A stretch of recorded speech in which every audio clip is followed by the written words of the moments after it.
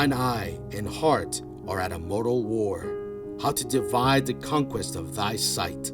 Mine eye and my heart thine picture's sight would bar. My heart, mine eye, the freedom of that right.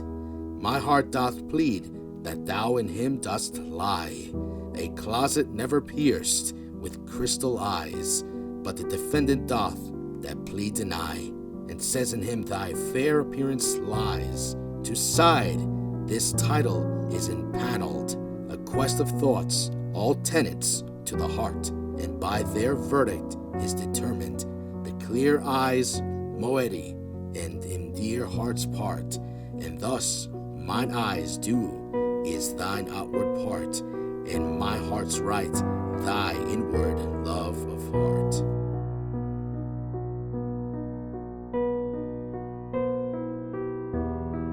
Betwixt mine eye and heart a league is took, and each doth good turns now unto the other, when that mine eye is famished for a look, or heart in love with sighs himself doth smother. With my love's picture then my eye doth feast, and to the painted banquet bids my heart. Another time mine eye is my heart's guest, and in his thoughts of love doth share a part.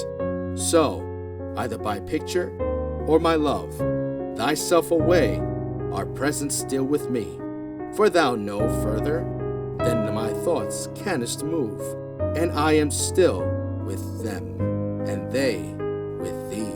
Or if they sleep, thy picture in my sight awakes my heart to art's and eye's delight.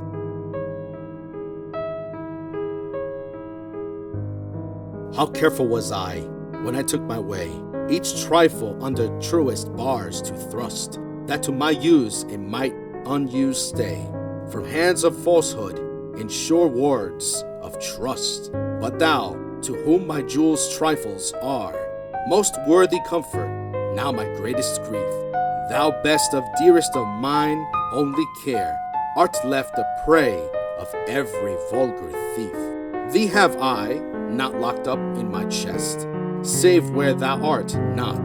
Thou I feel thou art within the gentle closure of my breast, from whence at pleasure thou mayest come and part, and even thence thou wilt be stolen, I fear, for truth proves thievish for a prize so dear.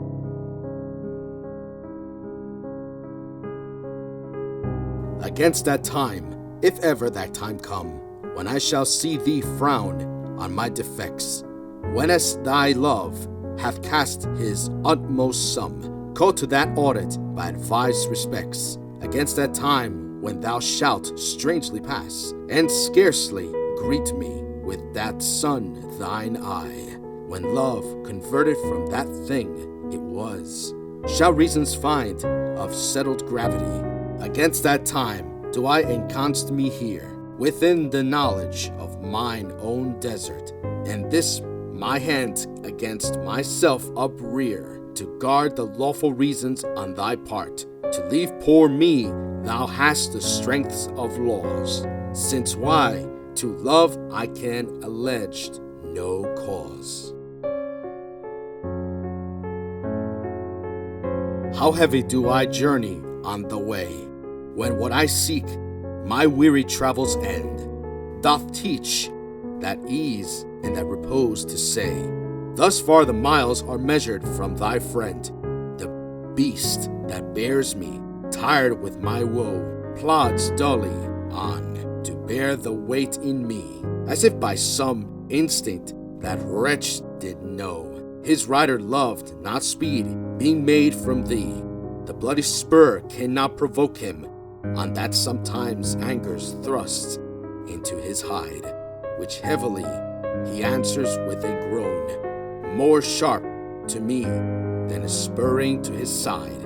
For the same groan doth put this in my mind, my grief lies onward and my joy behind.